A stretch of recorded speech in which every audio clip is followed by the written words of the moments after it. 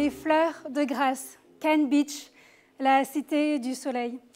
Immédiatement, on s'imagine tous une carte postale, une de ces affiches vintage de la Côte d'Azur, vous savez, avec ses pins parasols en bord de Méditerranée.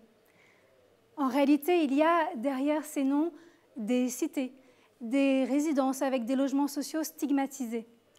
Des noms à l'image de l'immense paradoxe qu'est la Côte d'Azur.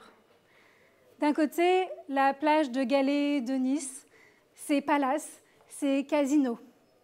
De l'autre, ces quartiers paupérisés avec des tours HLM à perte de vue.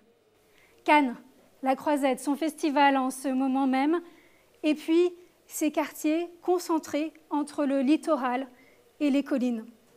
La réalité derrière la vitrine. Sur la face A, à en croire la presse à sensation, la zone ne vivrait qu'une dualité entre glamour et faits divers.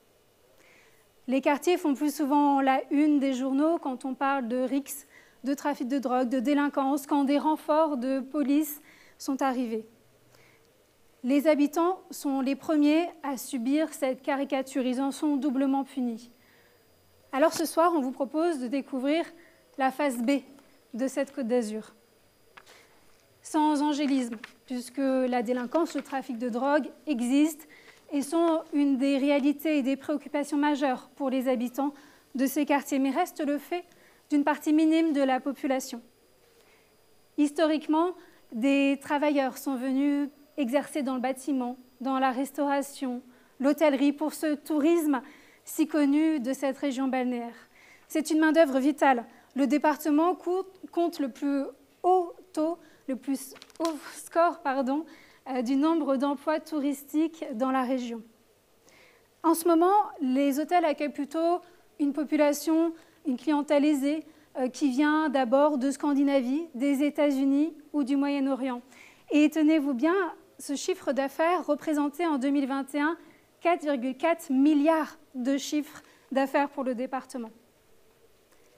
Alors, malgré ce succès, la misère sociale existe bel et bien. Dans la métropole de Nice, le taux de pauvreté est de 4 points supérieur à la moyenne du national. C'est des chiffres de l'INSEE, 4 points de plus. En tout, sur cette bande littorale qui ne fait que 30 km entre Nice et Cannes, il y a près de 70 000 personnes qui vivent dans ces quartiers prioritaires. Et le nombre de logements sociaux ne suit pas. De nombreuses communes ne respectent pas la loi SRU et les taux de 20 à 25% de logements sociaux exigés. Les habitants, eux, se sentent ghettoisés. C'est au final toute une population qui est comme invisibilisée sur ce littoral si glamour entre Nice et Cannes. Au tout début de cette enquête, une infirmière qui a exercé dans ces quartiers me disait « c'est politiquement incorrect de dire qu'il y a des cités à Cannes ». Le rêve doit être maintenu. Un rêve qui influence les jeunes aussi, comme celui qu'on a rencontré, qu'on va appeler Manuel. Manuel a 21 ans, il vient de l'Ariane à Nice, et lui, dans son imaginaire, la Côte d'Azur, c'est Cannes. Le rêve de Cannes, c'est, je sais pas, Cannes, les yachts, tout le monde est riche, les boutiques, tous les magasins de marque, de luxe. Il y a Gucci, il y a plein de gros magasins, mais dans une lignée, c'est enchaîné. C'est la tentation, parce qu'au final, c'est pas notre vie, du coup. C'est juste on voit. De toute façon, quand on voit, on ne peut pas toucher, ça énerve tout le monde. Hein. N'importe qui. Hein. Moi qui n'ai pas grandi ici, pour moi, Cannes, c'était un rêve. C'est un rêve. Aujourd'hui, je vois que Cannes, c'est... Il y a des côtés... Wow. Pour moi, je ne savais même pas qu'il y avait un quartier, mais c'est incroyable. C'est la galère. C'est encore pire pire que des endroits à Nice, des quartiers à Nice. Et moi, j'ai grandi à Marseille, dans les quartiers nord de Marseille. Mais à Cannes, il y a vraiment des gens qui se sentent abandonnés. Parce que je crois que c'est le fait de voir tout à côté, alors que c'est vraiment la galère, la pauvreté, les mêmes galères que dans les quartiers. Alors qu'on parle de Cannes. Pour moi, je savais même pas quand j'étais jeune que je pouvais mettre un pied à Cannes. Avec ces mots, Manuel raconte cette fracture urbaine derrière les paillettes. Parler des cités de la côte est sensible, d'autant plus quand on est journaliste. Les associations sont frileuses face aux médias, encore plus depuis l'attentat du 14 juillet 2016, quand un camion en bélier a foncé dans la foule en plein feu d'artifice à Nice. Le terroriste a vécu un temps dans les quartiers Est et les habitants y ont vu débarquer en nombre des caméras de télévision. Le sujet clive, autant qu'il est instrumentalisé politiquement dans le combat entre la droite locale et l'extrême droite, qui ne cesse de monter à chaque élection. Il faut savoir qu'il y a 14 quartiers prioritaires sur ce bout de littoral entre Nice et Cannes. Alors on est loin des 41 quartiers de Marseille, mais la misère sociale, la discrimination territoriale est bien présente. Les situations sont très différentes. Si on regarde cette carte, il y a les quartiers qui vont être dans la métropole de Nice et les quartiers plus dans l'arrière-pays, voire en zone rurale, plus reculée. On trouve des grands ensembles en périphérie, comme des quartiers historiques, insalubres et dégradés. Il y a aussi des quartiers réhabilités. Cette situation est assez disparate. Grasse et Valoris, par exemple, dans leur cœur historique, ont des quartiers prioritaires avec des immeubles insalubres et des marchands de sommeil. Alors pour en parler, pour raconter comment cette population a été reléguée à l'arrière-plan au fur et à mesure, au fil des ans, je vous propose qu'on accueille sur scène l'historien Yvan Gastaut. Il est maître de conférence à l'Université Nice-Côte d'Azur. Si vous voulez bien nous rejoindre sur scène. Bonsoir. Je vais l'allumer. C'est bon. Bonsoir, Yvan Gastaut. Bonsoir à tous et à toutes. Alors, pour qu'on comprenne bien, est-ce que vous pouvez nous expliquer déjà comment ont été créés ces quartiers, par exemple les quartiers Est et Nord de Nice, parmi les plus pauvres de la Côte d'Azur, pour ne citer que l'Ariane, les Moulins, les Liserons ou Saint-Roch, par exemple? C'est une époque qui pourrait être comparée avec d'autres territoires, hein, notamment la partie ouest de la région, mais aussi d'autres villes en France. Hein. C'est l'époque des Trente Glorieuses, des années 1950-1960, qui a vu s'ajouter à Nice une autre urbanisation, hein, une urbanisation qui vient contrarier, on pourrait dire, le tourisme qui, lui, est né, le tourisme mondain, le tourisme de luxe, qui est né à la fin du 19e siècle, où il y avait déjà des formes d'insalubrité, mais ces formes étaient jusqu'aux années 30, 40, 50, des formes qui étaient plutôt dans les centres-villes. Vous avez très belle carte, très intéressante, hein, le centre-ville de Grasse, par exemple, le centre-ville de Nice, les vieilles villes, le Vieux-Nice était à cette époque-là principalement le lieu de relégation. Le Vieux-Nice, on l'appelait le Babazouk en termes de notoriété, ce qui voulait dire que les touristes ne franchissaient pas le cours Saléa, qui était la limite, la frontière entre ceux qui étaient du côté mondain, ceux qui étaient du côté du luxe, et de l'autre côté, ceux qui étaient soit les pauvres habitants de la ville, soit les immigrés. Nouvelle donne, hein, la France se reconstruit après 1945, des programmes de construction urbaine et l'apparition à Nice d'un programme, à Nice et puis dans tout le département, d'un programme de construction qui s'échafaude au cours des années 1960 avec une dimension qui est double. Nice en particulier, mais Grasse aussi, sont des lieux où il y a eu de très nombreux bidonvilles. Hein, des bidonvilles qui ont jonché, on pourrait dire, les périphéries. Je pense à Nice, c'est sur la plaine du Var, qui est aujourd'hui en train de se développer comme une nouvelle partie de la ville. Il y avait un immense bidonville qui rassemblait jusqu'à 4000 personnes. Hein, et dans ce contexte-là sont nés donc, les fameux grands ensembles dont vous parlez, l'Ariane, donc avec des noms qui tout de suite ronflent, hein, comme des semeurs de troubles. Hein, l'Ariane, les Liserons, Valoris, la Zaïne. Donc ces lieux qui viennent se plaquer sur soit des activités traditionnelles et rurales, soit les centres touristiques et qui vont, d'une certaine façon, d'emblée, très rapidement, créer ce qu'on va appeler, entre guillemets, localement, des problèmes urbains. Le tourisme de luxe s'est développé dès la fin du 19e siècle hein, sur cette côte d'Azur. Vous me disiez, la population s'est au fur et à mesure mise au service de ce tourisme de luxe. Alors, comment cette main-d'œuvre est arrivée? Dans quel travail ils ont exercé? Et aujourd'hui, jusqu'à maintenant, quelle est l'évolution? Alors, il y a une dimension. Alors, Marseille, c'est souvent construite comme une ville. Marseille, la partie ouest de la région, si on prend l'échelle régionale, hein, c'est souvent construite avec une sorte d'image et de valorisation de la diversité culturelle, de l'immigration. C'est moins le cas à Nice.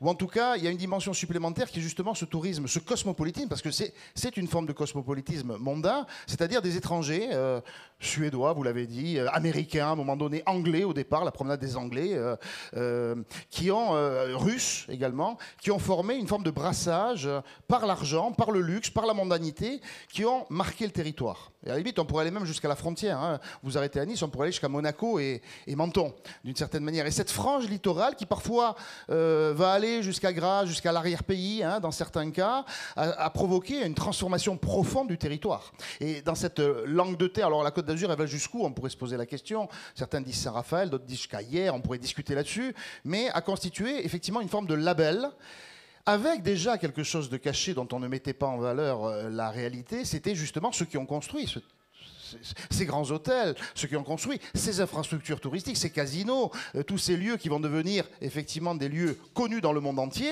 avec des concurrences d'ailleurs entre les différentes stations. À qui Cannes va développer le festival du film, à qui Monaco va développer toute l'histoire de la principauté et de sa famille, à qui Nice va développer la promenade et autre chose. Eh bien, derrière, il y a effectivement... alors, une population qui va se dévouer, se dédier à cette activité, une population qui parfois est une population locale.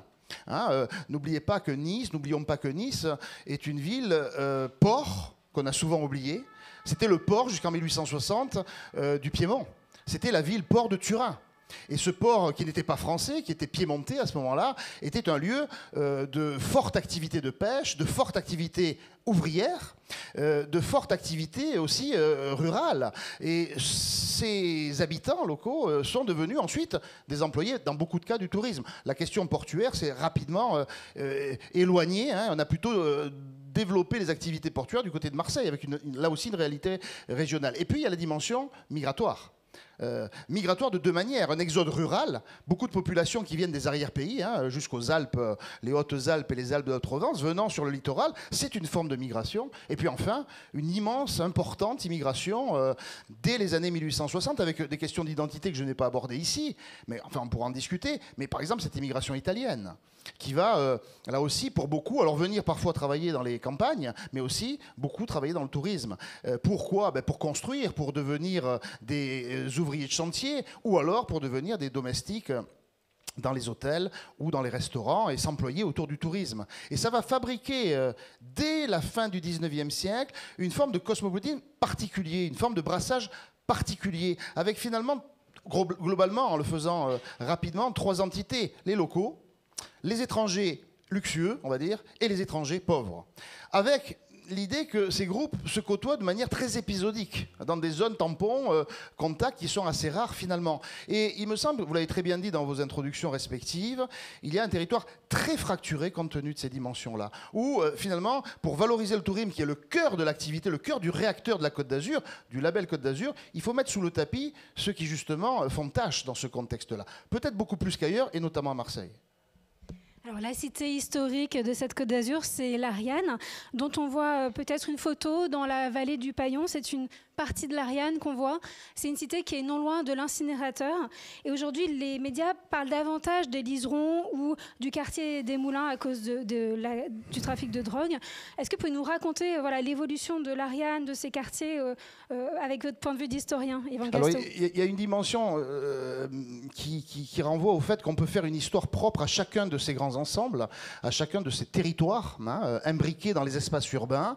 Chacun a une histoire particulière. Alors, oui, l'Ariane étant pendant longtemps a été pendant longtemps un peu ce territoire répulsif. Alors si on fait une carte de la ville de Nice et de la commune de Nice, on voit que l'Ariane est une sorte d'excroissance, totalement un peu à l'écart de cette ville, comme une sorte de frontière entre la ville de Nice et puis ce qui serait la vallée du Paillon, ex-vallée très rurale. L'Ariane, si on regarde des cartes postales du début du siècle, mais même des années 30, c'est un ensemble de prés, d'activités industrielles, d'activités agricoles, paisibles, tranquilles, qui vont devenir ces activités marquées par l'implantation de ce quartier Grand Ensemble à partir du début des années 1960. Très vite, 68, 1969, le quartier de l'Ariane est immédiatement catalogué comme étant un quartier à problème, parce que dans ce quartier de l'Ariane, on y a beaucoup relogé des populations qui étaient principalement auparavant dans les bidonvilles. Et très rapidement, l'Ariane va apparaître comme étant le quartier de la peur, le quartier de l'incertitude, le quartier parfois de l'affrontement communautaire entre différentes catégories d'altérité. Les Roms, les populations maghrébines, et puis bientôt les populations tchétchènes, mais aussi venues d'Afrique, dans certains pays d'Afrique. Et il y a là une sorte d'élément répulsif qui va apparaître avec l'Ariane. Et si on fait l'histoire depuis les années 60 de ces différents quartiers de la Côte d'Azur, on y voit une sorte d'alternance. À certains moments, c'est tel quartier qui est mis en avant. À ce moment, l'Ariane, moins. C'est plutôt le quartier des Moulins. À d'autres moments, c'est les Liserons. À certains moments, ça peut être le quartier de la Zaïne à Valoris, construit dans la petite commune de Valoris, qui était surtout connue pour la poterie et les artistes. Sur cette commune, vous y implanter un immense grand ensemble, et là se crée une sorte de vision dichotomique, on pourrait dire, du territoire. Même chose pour Grasse, même chose pour Cannes, et aussi pour la banlieue de Monaco, parce que la ville de Beausoleil, qui est juste à côté de Monaco, est aussi une commune qui, sur un tout petit espace, apparaît comme une banlieue effective de la principauté. Donc cette sorte de mise en scène à la fois sur le plan médiatique d'un problème urbain qui apparaît comme étant des zones de non-droit, des zones de non-fréquentation pour les populations, on va dire, venues de l'étranger, et en particulier ceux qui sont des clients de la clientèle de la Côte d'Azur, mais aussi un territoire répulsif pour ceux qui se revendiquent de la bonne société niçoise, et je dirais davantage aussi pour les élus. Les élus qui ont pendant très longtemps, alors aujourd'hui, parfois ça peut changer un peu, mais pas beaucoup. Par exemple, le tram qui a été construit à Nice en 2004 ne va pas jusqu'au quartier de l'Ariane. Il s'arrête à un moment donné à une frontière qui, justement, fait que les habitants de l'Ariane, pour aller au centre-ville, ils sont obligés de trouver des stratégies moins évidentes que le tram. Alors, il y a toutes ces caricatures qui sont aussi parfois amplifiées par les médias eux-mêmes.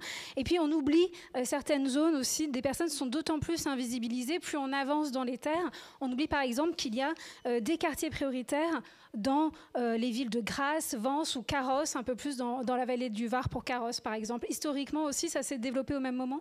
Oui, ça s'est développé d'une manière, on va dire, parallèle, avec une paupérisation, effectivement, de l'arrière-pays.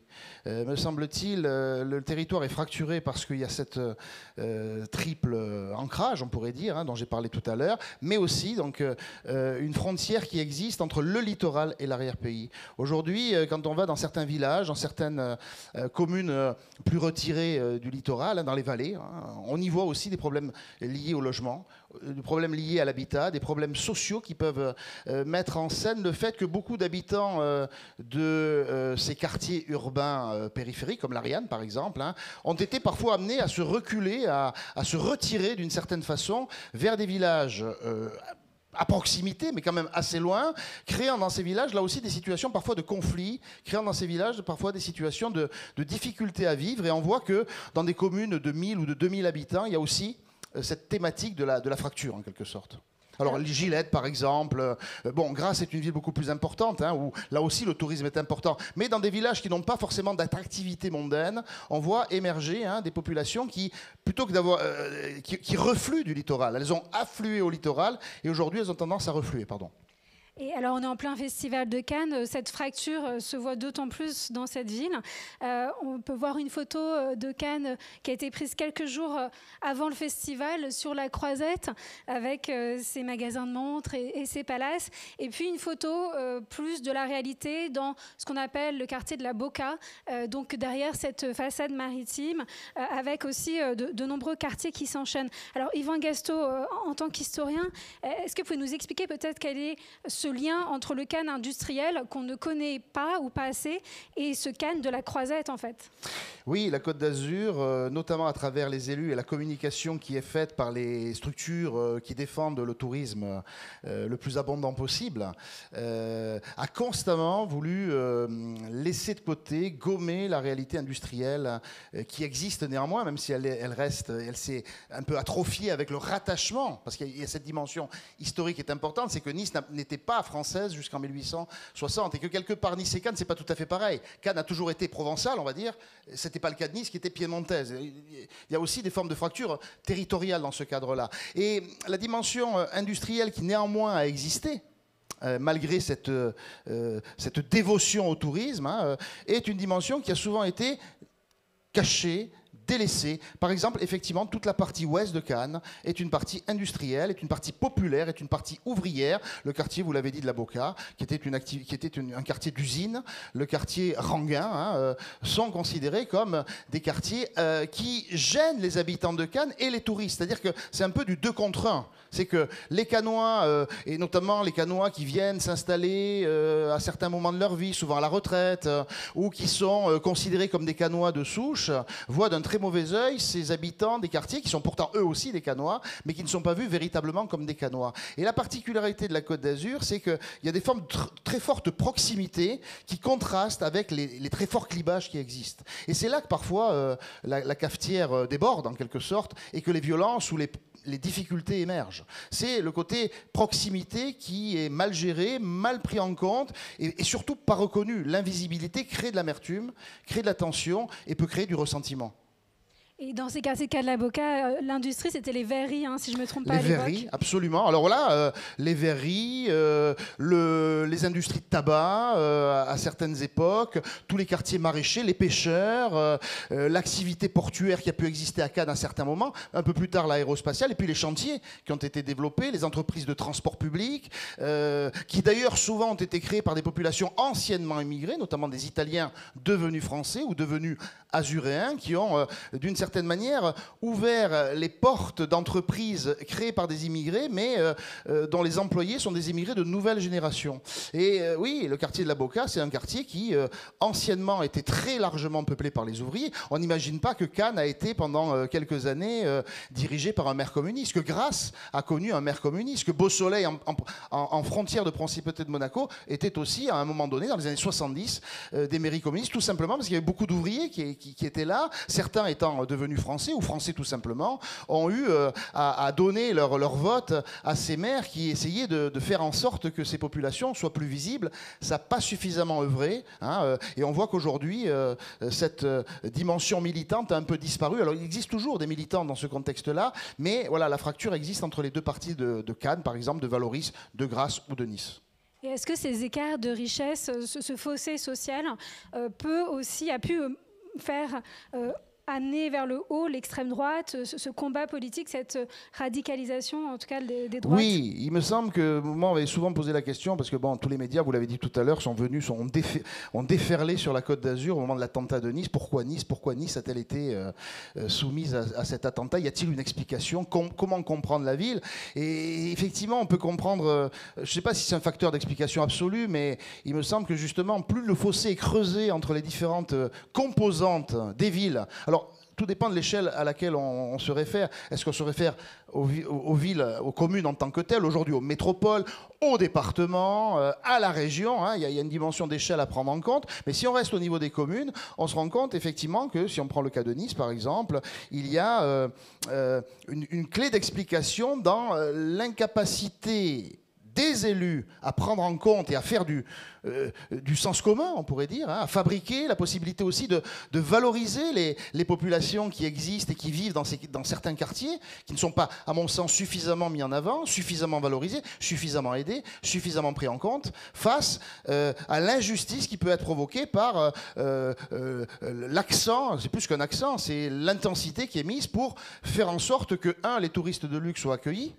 et que deux, on provoque une image, et moi je joue beaucoup en termes d'image, d'imaginaire, de mise en scène, et que les images qu'on développe de la Côte d'Azur, et on se plaît à le faire quand on est un élu ou quand on est un acteur économique de la Côte d'Azur, pour amener de l'argent, pour amener des capitaux, il faut justement montrer la belle image, la carte postale, et même l'inscrire dans l'histoire, cette carte postale, de considérer que venez sur la Côte d'Azur, c'est le territoire de la beauté, c'est le territoire de l'esthétique, c'est le territoire de ceux qui vivent bien et richement. Hein, et du coup, ça crée un fossé très, très net avec les populations qui sont là et qui ne peuvent pas toucher du doigt cette dimension-là. Comme vous l'avez très bien laissé dire par ce témoin qui raconte ça Manuel, voilà, qui raconte ça d'une manière très, très simple et qui dit voilà, pour moi Cannes c'était le rêve, et quand on y est à Cannes, eh bien on se rend compte qu'on est là et que personne pourra mettre un pied dans le festival de Cannes, hein.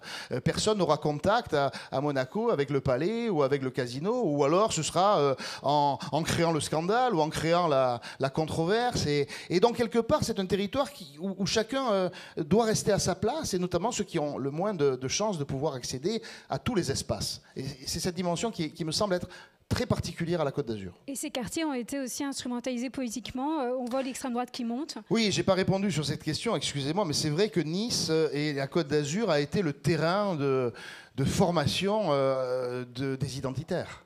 C'est à Nice que, notamment, les identitaires ont été, en 2005-2006, amenés à se mettre en scène avec un argumentaire qui est très intéressant. C'est l'identité niçoise. C'est l'identité locale qui repousse l'identité étrangère, en particulier musulmane, hein, jugée étrangère, hein, considérée comme étrangère et musulmane, dans l'idée selon laquelle il y a une extrême droite, mais là ce serait une extrême droite encore plus marquée sur l'idée que cette extrême droite identitaire développe une territorialisation de l'extrême droite, qui ensuite a fait des émules un peu partout dans d'autres régions, et donc on a cette dimension identitaire qui s'appuie sur un territoire qui est soucieux et qui se veut soucieux de son identité préservée contre les autres. C'était notamment les fameuses réunions qui excluaient qui étaient des réunions saucisson pinard, des choses comme ça, qui développaient l'exclusion des musulmans, et aussi donc l'extrême droite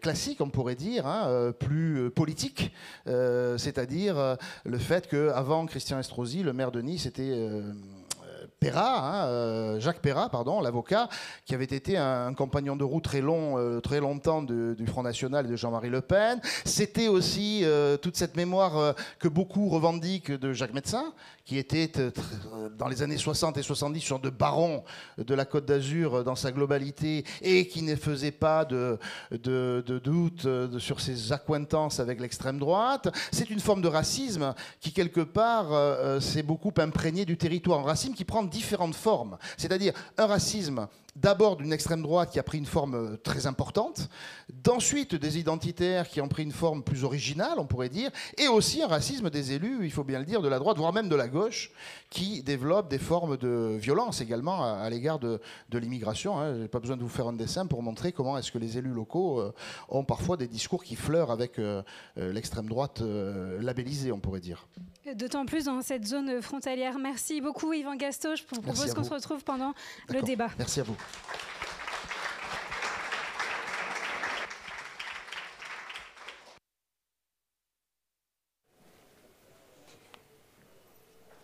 Dans les cités, les acteurs de terrain se battent avant tout pour la jeunesse, en lien souvent avec les établissements scolaires, ce que j'ai pu constater sur le terrain. À l'Ariane, je me suis rendue au collège Maurice Jaubert. Dans ce quartier, il faut savoir que 67% des enfants étaient de familles défavorisées en 2020, selon des chiffres du ministère de l'Éducation. Alors, des enseignants ont innové dans ce collège un concept très intéressant, une classe spéciale appelée le fil d'Ariane. J'ai passé une matinée avec eux pour comprendre. En gros, pendant toute leur scolarité, les élèves suivent un cycle assez intense de lecture, de débat, d'écriture. Et une des enseignantes à l'origine de ce projet, Fanny Dana, avec Sarah Gaziello, que l'on aperçoit ici, ont noté des résultats étonnants. Je vous les livre ici. 1/3 d'absentéisme en moins, des élèves qui décrochent moins et qui empruntent plus de livres à la bibliothèque. C'est une initiative qui a même inspiré d'autres établissements dans le département. Alors, du haut de leurs 12 ans, ces élèves au micro disaient qu'ils étaient de petits philosophes. Alors, je les ai interrogés sur cette fracture urbaine qu'ils vivent au quotidien. Le mieux, c'est d'écouter maintenant Zakaria, Mélina, Angelina, Assil et Hidaya. Alors, est-ce qu'on peut prendre une minute là? Vous réfléchissez peut-être chacun à une problématique, vous pouvez l'écrire et ensuite on les met au tableau. Ina, tu ouvres ton cahier. Là, on vient de faire une séance de fil d'Ariane sur la lecture Le Passeur de Lois Lowry. On peut dire qu'on est un peu des philosophes. Ben, ça nous apprend à argumenter et à faire des débats dans la vie quotidienne. Vu que vous êtes des petits philosophes, est-ce qu'on est tous égaux à Nice, sur la Côte d'Azur? Je pense que dans la Côte d'Azur, on n'est pas vraiment tous égaux, on ne nous traite pas de la même manière. Par exemple, nous, on a un collège de banlieue, quoi. Et il y a beaucoup de gens qui nous jugent ou qui nous sous-traitent parce que on est différents, qu'on est des gamins de cité, quoi. Ça dépend, c'est à quel endroit de la Côte d'Azur. Par exemple, à Lauriane, on est tous à peu près égaux parce que tout le monde se connaît. Il n'y a pas de racisme, il n'y a rien. Mais si on va vers le port, la promenade des Anglais, on peut se faire discriminer très vite. Tout le monde dit que la Côte d'Azur c'est fait pour les riches, alors que non, il y a aussi des pauvres. C'est un cliché, quoi. On pense près de la mer, c'est que c'est cher et que du coup tout le monde peut vivre, mais non. Le cliché, il est un peu vrai parce qu'à la Côte d'Azur, il y a beaucoup de voitures anciennes et de voitures de riches. À la Côte d'Azur, ils ont la richesse, mais ils n'ont pas l'empathie et l'amour qu'on a à l'Ariane. C'est pas comme à la Côte d'Azur. Surtout qu'ils disent que tout le monde à l'Ariane, genre que tous les, on va dire les racailles de l'Ariane vendent du shit, alors que pas du tout, il y en a qui en vendent pas. Les gens disent que c'est l'un des quartiers les plus dangereux de la Côte d'Azur. Selon eux, on est des personnes méchantes, alors que pas du tout. Faudrait qu'ils viennent voir comment on est, parce que nous on habite là depuis qu'on est petit. Du coup, moi ce que j'aimerais leur dire, c'est qu'ils viennent, parce qu'on va les accueillir. Y aller, c'est aussi comprendre l'évolution de ces quartiers. La métropole de Nice a entrepris une grande rénovation urbaine dans les quartiers de l'Ariane, à Pasteur, au Moulin. L'impasse des Liserons et Nice-Centre sont aussi concernés. Il y a une nouvelle phase de rénovation en cours avec un budget de 300 millions d'euros jusqu'à 2030. Et actuellement, le trafic de stupéfiants ou la prostitution de mineurs sont les préoccupations principales des associations sur terrain. Des jeunes désœuvrés peuvent être une proie facile pour des trafiquants, par exemple pour surveiller des points de deal. La répression de ces violences, de ces trafics, se fait à grand renfort médiatique. Les villes de Nice, Cannes et Grasse réclament haut et fort des renforts de police. Christian Estrosi, le maire de Nice, qui est aussi vice-président du parti Horizon, promeut, lui, une politique de couvre-feu pour les mineurs depuis des années et aussi une politique de caméras de surveillance. Dans le quartier des Moulins, la mairie et les bailleurs sociaux viennent tout juste d'annoncer la création d'une équipe semi-privée armée avec matraques et bombes lacrymogènes pour une présence, je cite, visible, dissuasive et rassurante et pour intervenir face aux troubles. Comme on le voit dans ce tweet d'Anthony Boré, qui est premier adjoint au maire de Nice et qui est également à la tête du premier bailleur social de Côte d'Azur Habitat.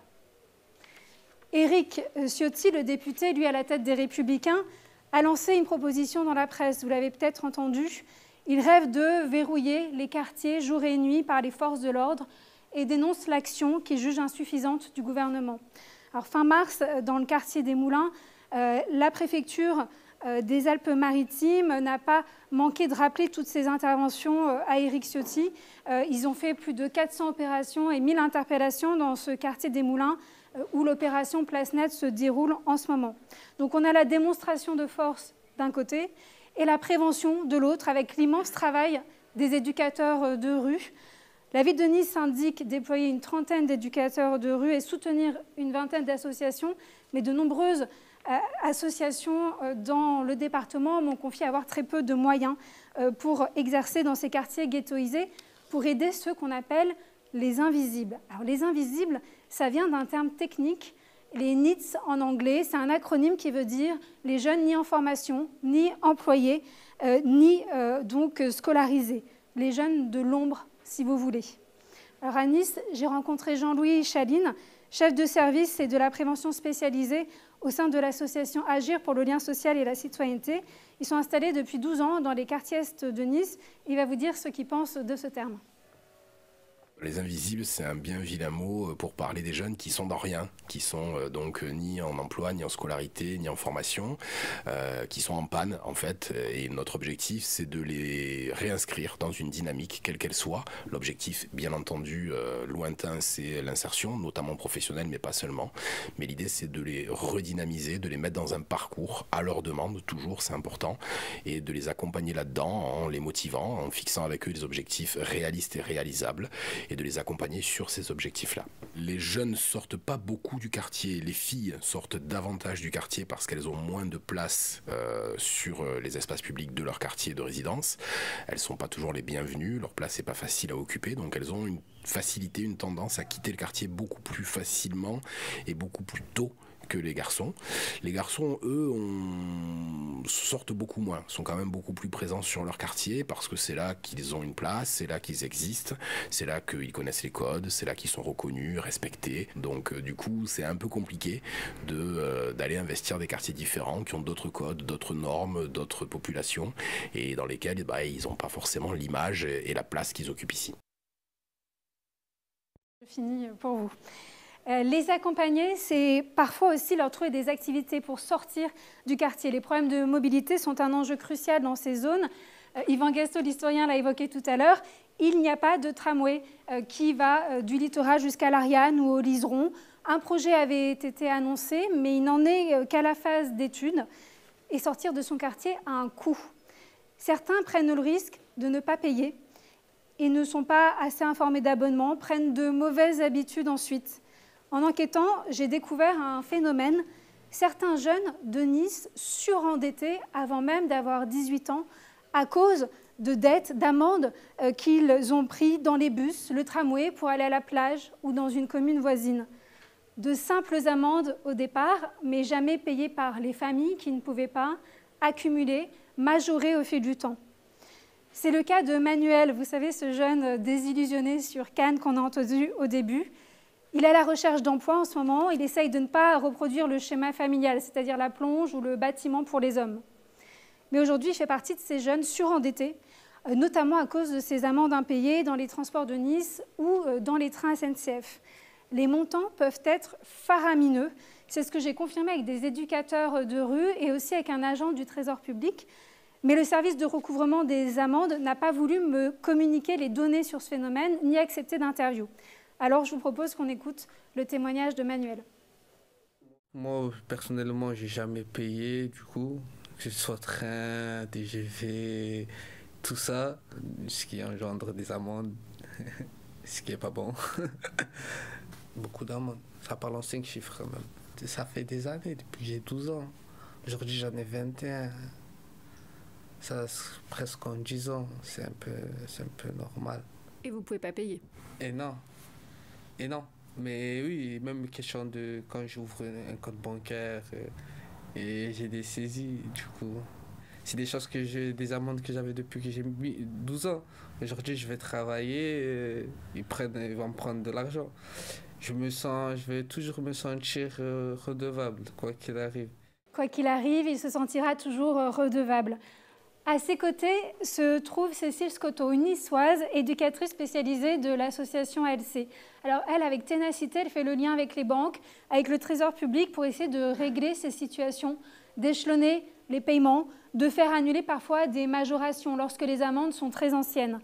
Dans certains dossiers, vous avez bien entendu, on parle en 5 chiffres, les amendes dépassent les 10 000 € et sans les majorations, cela pourrait diminuer de moitié. On écoute Cécile Scotto. On a eu des jeunes qui avaient des amendes à 1000, 1200. On est déjà monté à 20 000 de cumul d'amendes. Alors ça ne va pas être que sur les transports, mais quand tu regardes la totalité, la plupart du temps, la moitié des amendes, un peu plus même, ce sont les transports. Le train, le tram, les bus. Il y a un peu de justice aussi au milieu, mais ce n'est pas le plus gros. Le plus gros, c'est les transports. Qu'est-ce qui se passe quand ils commencent à travailler ? Quand il commence à travailler, il y a une saisie directement, parce que normalement, la Banque de France est au courant. Et du coup, il y a saisie sur salaire. Ouais, il y a des techniques que les jeunes connaissent bien. Ils connaissent leur jour de paie. Et à minuit 1, ils sont au distributeur et ils vident le compte complètement pour être sûr qu'il n'y ait pas de saisie. Et ils gardent en liquide en fait leur salaire pour pouvoir en vivre. Parce qu'être amputé sur 1 300 € quand on a un SMIC, déjà 1 300 € on ne peut pas vivre. Être amputé de 300-400 € pour rembourser, c'est pas possible non plus. La technique, c'est de leur demander de mettre de côté. Quand ils retirent en fait la totalité de leur salaire, moi ce que j'essaye de leur dire, c'est essaye de mettre 100-150 € de côté et de ne pas les toucher si tu y arrives. Et puis histoire de pouvoir économiser suffisamment pour pouvoir faire un premier versement. Et parfois on arrive à obtenir qu'ils ne payent que les amendes sans les majorations. Mais il faut discuter beaucoup. Oui, les transports, c'est une histoire de riche parce que je pense que c'est important d'entendre qu'il y a des gens qui comptent leurs centimes et d'autres qui dépensent les billets de 100 comme si c'était une pièce d'1 €. Et quand on compte ces centimes, payer les transports en commun, c'est compliqué. Et puis il y a une autre réalité, c'est que les jeunes ne sont pas forcément au courant de ce qui existe parce qu'il y a eu des dispositifs qui ont aidé les plus jeunes. Il y a eu des transports gratuits les week-ends pour les moins de 25 ans. Et je crois qu'ils ne sont pas tous forcément au courant. Ça, c'est aussi notre travail, c'est d'arriver à passer les informations. Mais ça reste quand même une histoire d'argent, de toute manière. Ça reste une histoire d'argent de toute façon. Ces problèmes cumulés et les saisies sur salaire découragent parfois ces jeunes niçois de trouver un travail payé au SMIC. Interrogée sur ce phénomène, la mairie de Nice m'a simplement répondu, je cite, « Proposer des tarifs parmi les plus faibles pour une métropole française avec un abonnement à 180 € par an pour les jeunes de moins de 26 ans. » À la difficulté de se déplacer s'ajoute la difficulté de se loger sur une côte d'Azur où le foncier bat des records. Je vais vous donner un exemple, il est un peu caricatural, mais c'est difficile de ne pas tomber dedans parfois. Les prix médians au mètre carré les plus affolants atteignent par exemple les 14 000 € à Saint-Jean-Cap-Ferrat, une commune assez appréciée des oligarques, contre 1 740 € à l'Ariane, par exemple, selon les chiffres des notaires de France. Récemment, la Fondation Abbé Pierre a rendu un rapport sur le mal-logement à Nice. Dans la métropole de Nice, on ne l'imagine pas, mais 1 personne sur 5 vit sous le seuil de pauvreté. La ville de Nice doit payer en ce moment 7 millions € de pénalités, car le nombre de logements sociaux ne suit pas. On est encore loin du pourcentage exigé par la loi. Interrogée là-dessus, la mairie m'a répondu par écrit qu'ils ont quand même permis une augmentation de 31% des logements sociaux depuis 2008. La mairie de Nice dénonce une loi qui ne serait plus réaliste. Et selon Anthony Boré, ouvrez les guillemets, il faut permettre aux maires de fixer eux-mêmes, en accord avec les préfets, les objectifs de construction des logements sociaux et donc de sortir de la règle des 25%. C'est ce que défend le premier adjoint de Nice, qui est aussi président du plus gros bailleur social. Pour en savoir plus sur le mal-logement, je vous propose d'accueillir à présent Francis Vernède sur scène. Il est directeur de la Fondation Abbé Pierre en Provence-Alpes-Côte d'Azur.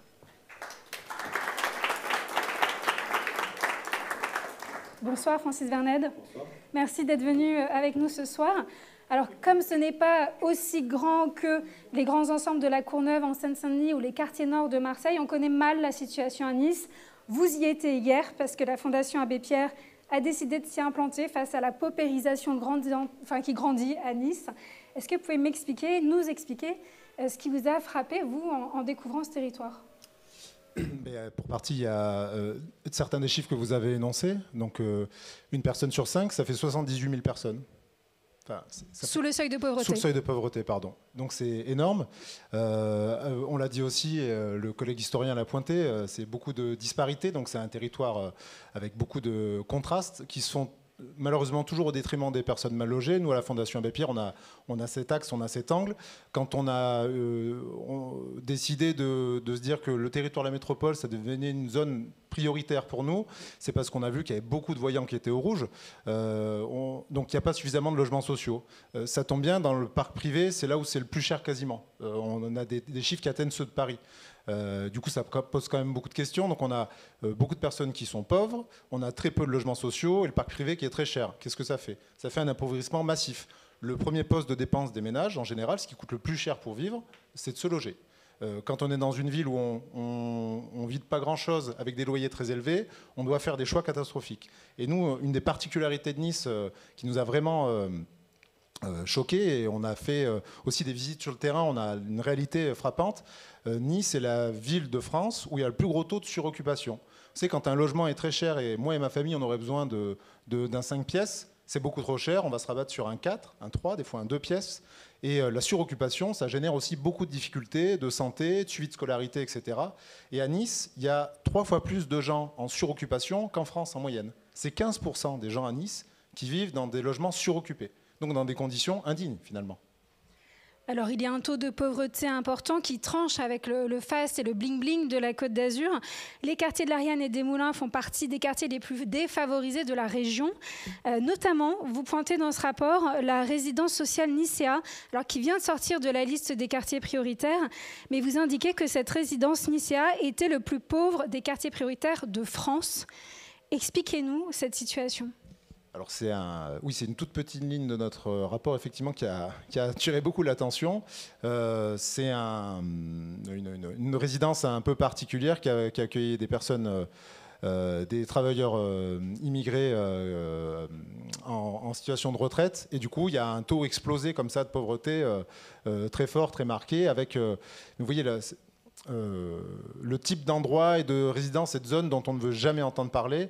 Et ce qui était assez intéressant quand on présente le rapport, c'est qu'autour de... Donc il y a tout un tas de chiffres et de données, etc., et d'analyses et de propositions. Juste de se dire que tous ces chiffres sont des chiffres publics. À la Fondation Abbé Pierre, on n'est pas venu inventer une donnée ou un chiffre. Des chiffres issus de l'INSEE, de la préfecture, parfois de la métropole. Du coup, celui-ci, on ne l'a pas inventé. Et effectivement... un taux de pauvreté record, des difficultés records sur ce tout petit segment, et avec cette volonté parfois, comme ça, la sensation qu'on a des institutions locales de ne pas vouloir échanger ou aborder sur ces questions-là, parce qu'on a le collègue historien le pointait aussi, la sensation que des fois il faut un peu invisibiliser, parce que supposément Nice, et vous le disiez aussi, c'est pas censé rappeler ça, et on a envie de penser d'abord à la promenade des Anglais et pas à cette résidence. Pour préciser, donc, selon l'Observatoire des inégalités, le taux de pauvreté dans la résidence Nicéa atteint près de 80% selon leurs chiffres de 2022. C'est ce que vous mettez dans le rapport. Alors, nous avons envoyé des questions au gestionnaire à Doma qui n'a pas souhaité nous répondre. À la place de cette résidence, Christian Estrosi, le maire de Nice, veut bientôt y construire un grand hôpital, un méga hôpital. Mais la mairie m'a précisé qu'aucun projet n'est arrêté à ce jour.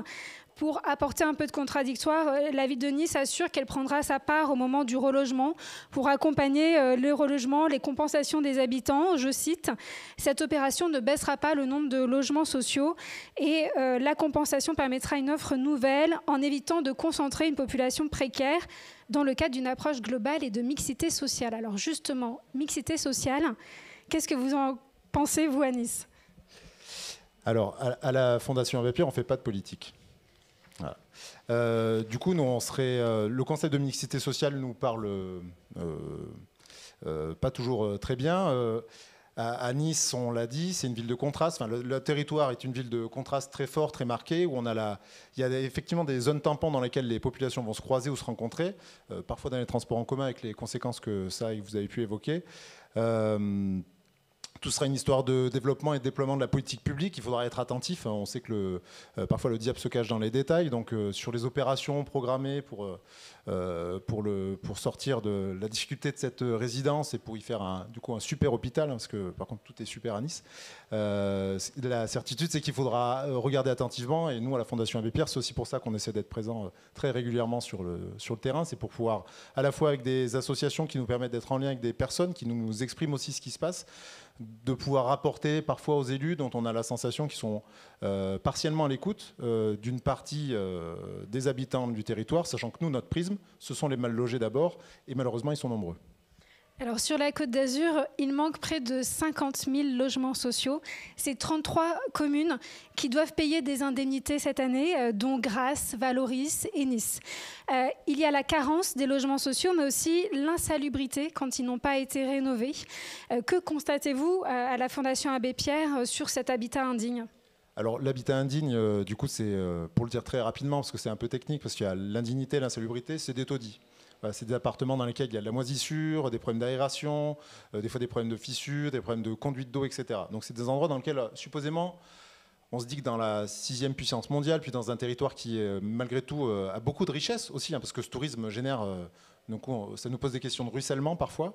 Et en tout cas, c'est assez contre-intuitif de dire qu'il y a autant de taudis dans le parc privé, mais aussi parfois dans le parc social, qui est du coup géré. Donc on l'a dit, par les collectivités parfois. Enfin, en tout cas...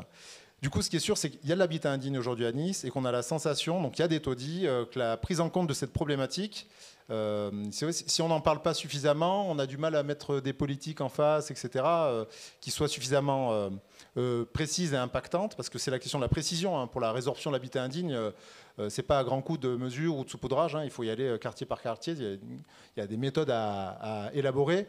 Aujourd'hui, sur la lutte contre l'habitat indigne, à Nice et sur le territoire de la métropole, nous, on souhaitera ajouter notre pierre à l'édifice parce qu'on a le sentiment à la Fondation Abbé Pierre qu'on n'y est pas encore complètement. Il y a un frémissement parce qu'il y a une prise en compte quand même de la problématique, mais pour nous, elle n'est pas à la hauteur des enjeux parce qu'on aura toujours en tête cette une personne sur 5 qui, bien souvent, vivra dans un taudis et dans un taudis trop petit. Et il y a des plans de rénovation, vous les suivez, j'imagine ? Alors, on n'est pas encore conviés de partout. Mais on est présent pour toutes les invitations qui nous sont faites et on suit, c'est du technique, mais le programme local de l'habitat qui est le plan de programmation de ce qui va se passer dans les années à venir et on va participer la semaine prochaine notamment à des réunions de travail dont on a la sensation qu'elles ont des fois des axes qui sont prédéterminés et on a le souhait, nous en tant que Fondation Abbé Pierre, de venir essayer de faire un effet levier ici et d'entraîner avec nous les collectivités locales parce que l'idée c'est de faire avec.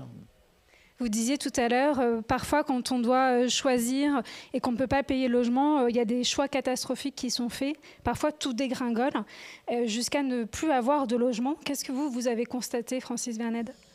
Alors, du coup, des ménages qui vont... quand je dis des ménages, c'est des familles qui vont vivre dans une voiture. Il y a aussi une explosion du sans-abrisme à Nice, on peut se le dire, parce que là, pour le coup, ça ruisselle dans le mauvais sens. C'est-à-dire que quand on a du mal à payer son loyer, on commence à avoir une dette locative. Ça peut amener une expulsion. Du coup, ça, c'est un peu compliqué. On va peut-être vivoter à l'hôtel, chez des collègues, des proches, la famille. Ça ne dure qu'un temps. Et puis, à un moment, on se retrouve à la rue. De dire que donc il y a cette problématique du sans-abrisme à Nice qui est marquée, qui est forte. Alors, qui est aussi très sectorisée, puisque la ville de Nice a la caractéristique chaque été de vouloir prendre un arrêté anti-mendicité qui est systématiquement cassé, donc qui est rendu illégal. Mais du coup, il y a aussi la volonté de faire en sorte que cette pauvreté de rue ne soit pas visible. Nous, on travaille avec des associations localement qui prennent en compte et qui prennent en charge une partie de ce public. Aujourd'hui, ce qu'on peut se dire aussi, et ce n'est pas le fait ici de la ville ou de la métropole, c'est que le parc d'hébergement, c'est-à-dire la possibilité pour des personnes qui survivent en rue d'être hébergées, est complètement décalée de la réalité locale. Donc on aurait besoin que l'État ici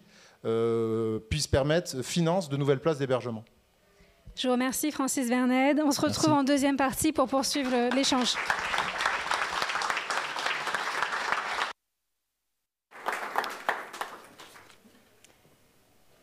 À 30 km, si on prend la route littorale, on arrive sur la Croisette.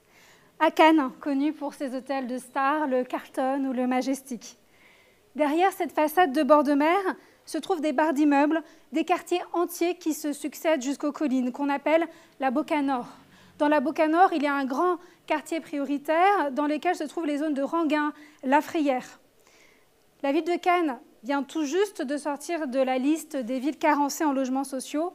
Des grands plans de rénovation sont en cours, mais la situation sociale reste précaire. Dans le quartier populaire de la Boca, il y a ce syndicat d'initiative et de défense des habitants qui réclame plus de police, plus d'éducateurs de rue et milite pour un renouveau des commerces. À la tête de cette association, Laïd Bouzetti travaille comme agent de maîtrise à la ville de Cannes sur la rénovation urbaine. Lors de l'interview, il partageait certaines idées du maire de Cannes, David Lisnard, membre des Républicains et fondateur du mouvement Nouvelle Énergie. Laïd Bouzetti a d'ailleurs soutenu un temps la députée de la circonscription, qui est une fidèle du maire de Cannes, mais il critique aussi certains aspects de la gestion des quartiers. Laïd Bouzetti aime dire que c'est la Boca qui a fait Cannes avec ses verreries et ses abattoirs. Cette figure locale répète souvent qu'il y a une situation sociale explosive, avec un taux de pauvreté de 21% en 2021 selon l'INSEE, un taux supérieur à la moyenne régionale et nationale.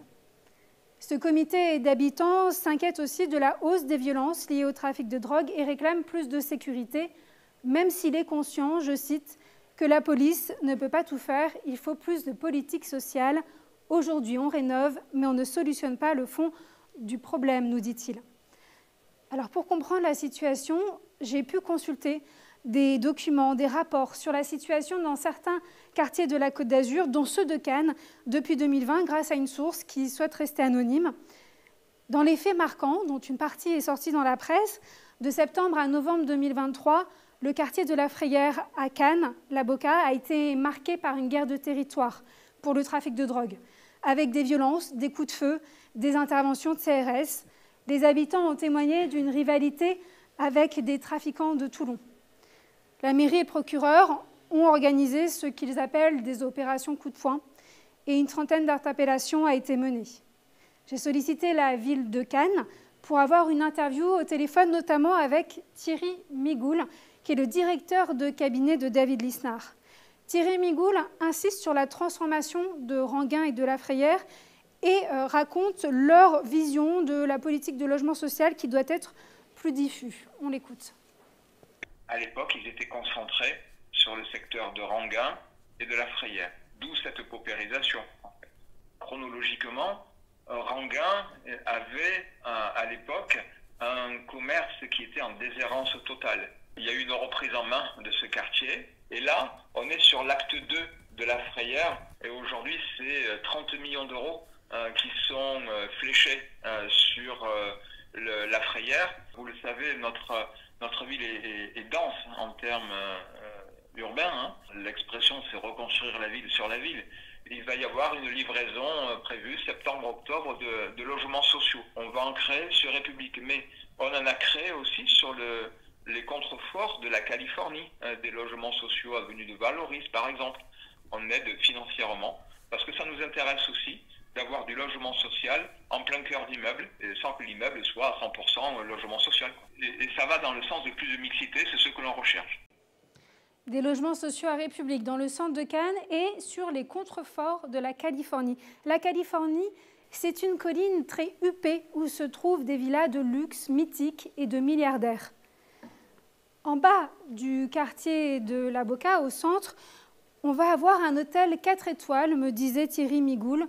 On n'imaginait pas ça il y a quelque temps au centre de la Boca. Les habitants de ces quartiers pauvres, eux, se sentent toujours à l'écart socialement. Aller en haut de la Californie ou sur la Croisette reste un autre monde. Si vous visitez la Côte d'Azur, vous irez sûrement ensuite à Valoris, une colline limitrophe de Cannes. On en a parlé, la ville des potiers et de Picasso. Malgré tout, Valoris a cette mauvaise image qui colle à la peau. La mauvaise réputation du quartier de Lazaïne, avec son passé de trafic, de feux de voiture ou de véhicules braqués. Une image obsolète pour les acteurs de terrain, même s'il y a toujours des problèmes. Le quartier ne s'appelle même plus Lazaïne. Il a été renommé les Hauts de Valoris, mais le nom est resté dans la mémoire collective.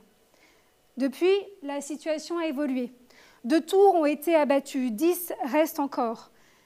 Du trafic de drogue peut subsister. Une unité spéciale de CRS basée à Marseille a été envoyée au mois de décembre pour une intervention suite à des tirs de mortier, le fait d'une poignée de personnes. À Valoris aussi, les habitants des quartiers prioritaires, qui comptent près de 3000 habitants, craignent d'être étiquetés lorsqu'ils disent qu'ils viennent de la vieille ville ou des Hauts-de-Valoris. Alors sur le terrain, j'ai pu rencontrer Christelle Poins, 52 ans.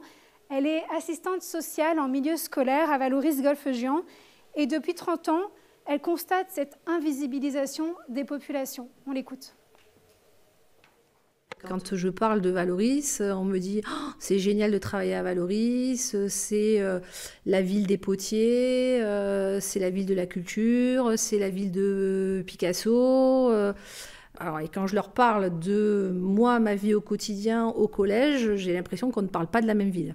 Ce qui m'a aussi beaucoup choquée, c'est qu'on est quand même dans un département dit riche, où effectivement les transports en commun sont peu développés. Et sur la commune de Valoris, j'ai toujours été particulièrement heurtée par le fait que nos élèves de Golfe-Juan sont obligés, les familles sont obligées de payer un abonnement bus, alors que normalement ça devrait être gratuit pour eux puisqu'ils sont rattachés au collège de Pablo Picasso à Vallauris, donc ils n'ont pas le choix, c'est leur établissement de secteur.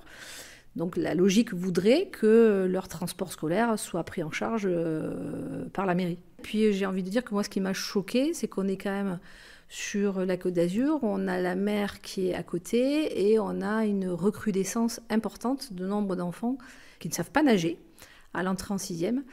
Tous ces quartiers-là n'apparaissent pas, on ne les voit pas. On offre une espèce de paradis aux gens qui viennent, mais on ne pense pas assez, je pense, aux gens qui vivent là et qui sont les travailleurs de l'ombre et qui essayent de vivre comme ils peuvent dans leur département. Pour rebondir sur ce que disait Christelle Poins, le nombre d'enfants qui ne sait pas nager à l'entrée en 6e à Vallauris a doublé depuis 2007, ce qui montre les écarts de vie en bord de mer. Du côté de la prévention, il y a aussi sur ce quartier les apprentis d'Auteuil depuis des années. Avec le collège, ils ont aidé à diminuer le nombre d'enfants exclus temporairement, par exemple. Parmi les salariés, il y a Zahra Aïtsibella. Elle est responsable d'activités aux apprentis d'Auteuil et elle, depuis son arrivée en 2013, elle constate que le quartier est moins enclavé. Elle a œuvré pour installer un jeu d'enfants, des activités au cœur de la cité ou pour que les familles se réapproprient l'espace public. Une façon aussi de repousser le trafic à la lisière du quartier. Mais l'enjeu reste la mobilité. S'autoriser à sortir du quartier, aller à la mer ou à la montagne. On l'écoute aussi. Aujourd'hui, on a vraiment accompagné sur cette dynamique en disant le quartier ne doit pas être votre seul repère environnemental. Il y a des choses qui se passent dans votre commune, il y a des événements, des beaux événements artistiques, culturels. On y va. Vous avez de l'appréhension sur la mobilité, vous avez de l'appréhension sur cet espace. Mais il est aussi ouvert pour vous. Il n'est pas juste pour les autres. Souvent, c'était ça, c'est pas pour moi, c'est pour les autres. Non, il est aussi pour vous, avec des familles qui parfois ne sont pas véhiculées, mais comment on se déplace avec le transport en commun, comment on se déplace en covoiturage. Et aujourd'hui, pour moi, dans ce quartier, il y a beaucoup de mouvements et les familles se déplacent. C'est peut-être pas le cas pour d'autres quartiers, et c'était vraiment pas le cas il y a quelques années en arrière. Beaucoup de familles n'avaient même pas vu la mer. Donc voilà, donc il peut y avoir de nouvelles familles sur lesquelles nous, on va vérifier si les jeunes savent nager, si les parents savent nager, mais on accompagne en tout cas en ce sens, effectivement. Parce qu'on ne peut pas être à 2 pas de la mer et ne pas savoir. L'évolution sociale des familles à Vallauris est aussi passée par l'insertion professionnelle. Fiers de ce succès, les apprentis d'Auteuil comptent au moins 15 mères de famille qui ont décroché un emploi, quelques CDI dans le ménage ou l'aide à la personne. Comme Vallauris, une dernière ville surprend par ses contrastes. C'est Grasse, la ville des parfums, où se croisent des touristes du monde entier et des familles extrêmement pauvres. Le centre-ville est classé prioritaire et l'insalubrité dans certains logements du centre historique est dénoncée. En contrebas du centre historique, il y a les Fleurs de Grasse et CHLM qui font partie des quartiers où les taux de chômage, d'emplois précaires et de personnes sans diplôme sont parmi les plus élevés de la région. Ce sont des chiffres du rapport de 2022 du cabinet Le Compas. Il y a bien des plans de réhabilitation en cours et des relogements ont débuté. À Grasse aussi, les points de deal sont surveillés. Ces dernières années, il y a eu de nombreuses tensions, des affrontements parfois avec armes ou avec les forces de l'ordre. Pour apaiser la situation, les éducateurs de rue sont là, notamment ceux de l'association Montjoie, qui a un service de prévention spécialisé, le dispositif Passage. Ils sillonnent la vieille ville et les alentours de la gare, dont Farouk Manan, qui est une figure de l'association Montjoie. Il a exercé d'abord pendant 20 ans dans les quartiers de Cannes, avant d'arriver à Grasse il y a 4 ans. Il analyse la situation ainsi. Le cliché, c'est de croire que tous ces quartiers vivent du trafic de drogue. C'est complètement faux. Ils vivent un peu de leur travail, parfois de l'argent en noir dans le bâtiment sans être déclaré. Ce qui est invisibilisé, ce qu'on ne veut pas voir, ce sont des tas de jeunes qui se refusent de rentrer dans le système D et dans l'argent facile. Farouk Manan et les éducateurs du service Passage suivent depuis des années les habitants des quartiers de Grasse, comme Marwan, qui réussit plutôt bien au lycée, Yacine, qui a pu entrer à l'université, Ibrahim, qui est déscolarisé mais qui rêve de devenir mécano sur les bateaux, et Sandrine, mère seule avec sa fille. Le mieux, pour finir, c'est d'écouter ses habitants.